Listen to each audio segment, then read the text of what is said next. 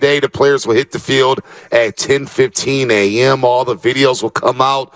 Brock Purdy a full go. We're going to see a lot of Trey Lance, a lot of Sam Darnold. We're going to see Ayuk. He's here. Deebo Samuel's here. The one guy who's not here is Nick Bosa, who's going for a new contract. And John Lynch mentioned how this one's going to be a little complicated.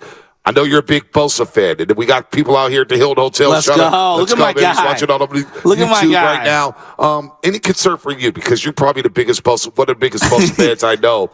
When John Lynch said, hey, it may be a little complicated. We go ahead and play the sounds, but don't know if you could pull it up. Bosa's not going to be fine. He's not at risk of being fine because he has that fifth year option there as a first round draft pick.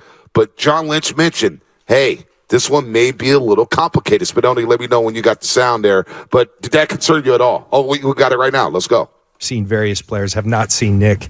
And, I would expect he's not here to start off. We're working. We're having really good communication with Brian Aralt. He's got good, competent people we have an immense amount of respect for, working for him.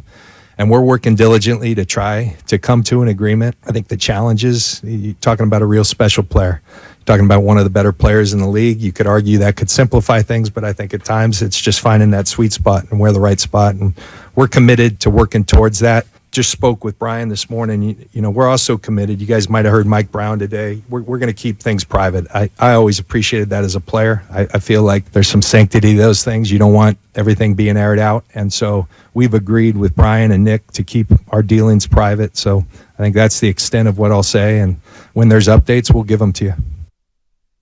There it is. This feels so much different than Deebo Samuel last year. This feels so different than George Kittle a couple years prior. Is it because we've seen his brother Joey Bosa hold out with the Chargers? No. I'm saying that when George Kittle was coming up for free agency or for an extension, it was like, hey, how much do you pay him for a wide receiver? How much do you pay him for a tight end? The tight end market is kind of suppressed, and he's better than that. Do you give him a little bit of left tackle money?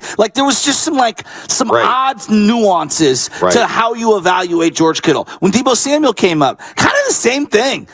He's kind of a hybrid player. He's got a little running back in him. He's been hurt a lot. I don't know, man. Is he a pure wide receiver? Oh, he's kind of being a diva. He's not following the team on social media. Right. This feels very cut and dry and very business. They want a number at X. The Niners are looking at a number at Y. Are they waiting on Chris Jones to sign with the Chiefs? Are they waiting on other guys? Look, with Bonta, when you draft someone number 2 overall, you pray to the gods that he is 75% as good as what Nick Bosa gave you over the last couple of years. Now, look, he did have the knee injury, and that was MetLife Stadium. In my estimation, that was freakish. MetLife Stadium, 5 guys went down in that game. I know. And that in the very next week when they played back-to-back games on that turf. Yeah. All right. The tight end's career ended. Jordan Reed, his career ended on that field. So Solomon Thomas went back-to-back plays, tore his ACL. Raheem Mostert got hurt that game. It was bad. Jimmy Garoppolo got hurt that game. Yeah, it was bad. So let's throw that to the side, because I think that's an unfair thing to pin on Nick Bosa. The guy has been a gladiator. He has been a productive superstar. They're going to pay this guy. They're going to figure it out. And again, if this was 10 years ago, I'd worry about the 49ers even having the money. Do they even physically have the money to put in escrow? I don't even think twice about that. They have a proven track record. This is a guy that they absolutely have wanted to marry for multiple years. They'll figure out a number, and they'll get him in camp. The other part about this, B, is there a player whose fitness level is higher on the team outside of maybe Christian McCaffrey than Nick Bosa? He doesn't have an ounce of body fat on it. He looks like Nick a G.I. Joe figurine. He's got muscles on the back of muscles. I mean, you think about what he did last year, the Defensive Player of the Year, 18.5 sacks for Nick Bosa a season ago. 18.5 sacks. He was good for 20. And that follows up a season where he did come back from the torn ACL, and he had 15.5 sacks. Now, his rookie year, he wins a Defensive Rookie of the Year with only 9 sacks, but he put multiple pressures on quarterbacks left and right. Patrick Mahomes, he was in the backfield the entire Super Bowl 54, which had us all crying about holding calls, right? Because Nick Bosa was that dominant. He damn near had 20 sacks a season ago. And he still left us wanting more because of the way the season ended. But there's no doubt Nick Bosa is one of the premier edge rushers in football. He's going to get his money. They're bringing out the Brinks truck for him, and they're going to keep together Nick Bosa up front.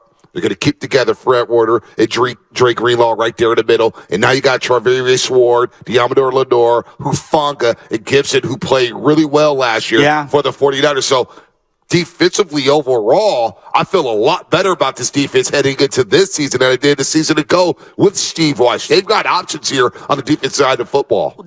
Don't you think the Javon Hargraves thing is really going to help out Eric Armstead and Nick Bosa? Not only Nick Bosa and Eric Armstead, but I think Drake Jackson's the key. It's a good call. Drake Jackson coming out of USC. We had promise for him coming out. A lot of people say Clay Helton, the head coach at USC for a long time, who got fired. Yeah. He didn't get the best out of Drake Jackson. Well, apparently he lived in the weight room. He's put on some muscle here, and he's got a great opportunity opposite of Nick Bosa. Whoever's playing edge opposite of Nick Bosa, think about the luxury you're going to have. You're going to see one-on-ones every single play because Bosa's going to get doubled. Ask Arden Key. Ask D Ford. Ask all of the guys who have, had some success opposite Nick Bosa. Kerry Hyder Jr. Yeah, even Nick Bosa got hurt, but even Kerry Hyder. And I look at Chris Kosaric getting the best out of these guys. He's an excellent coach.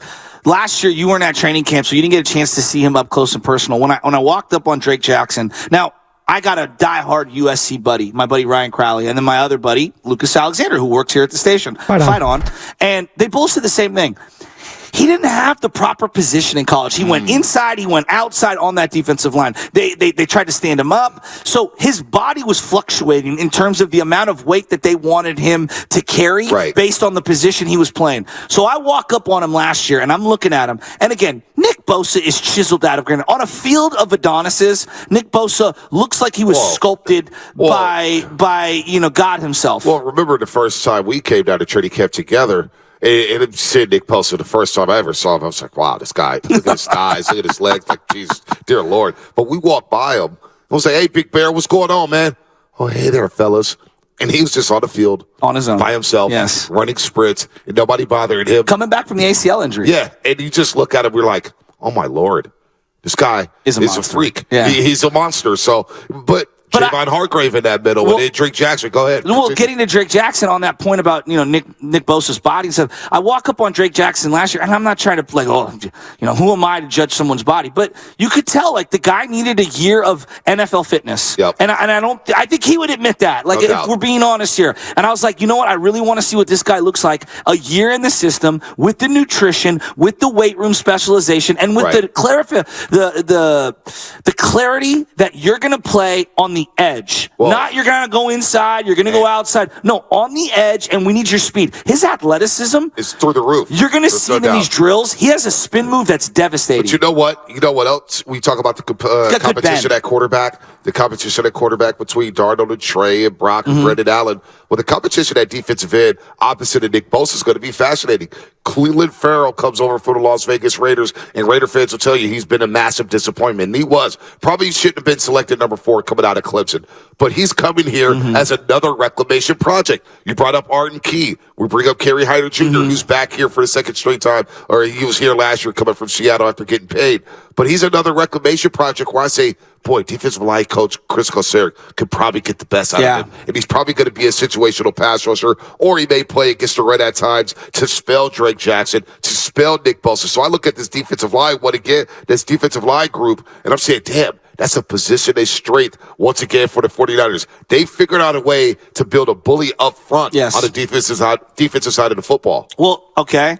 Now let's contrast that, because I think Bosa's going to get paid. I think you think Bosa's going to get paid. Yeah, I'm not worried about it. Okay, so we're not worried about that, and I agree with you. It just depends how long he's going to be out. Hey, look, at the end of the day, can you get him a week before week 1 against Pittsburgh? He's going to be fine. Does he really need to be here? I would like for him to be here, but you know what? He's going to be fine. I agree.